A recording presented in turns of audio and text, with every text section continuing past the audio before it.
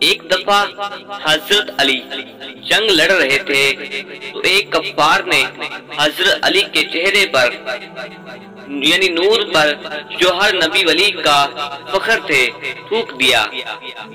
اس نے ایسے چہرے پر تھوکا کہ اگر چاند بھی مقابل آئے تو اس کے سامنے سجدہ بجا لائے، مگر حضرت علی اپنا غصہ پی گئے اور اسی وقت تلوار پھینک کر اس کافر پہلوان سے کنارہ کرنے لگے۔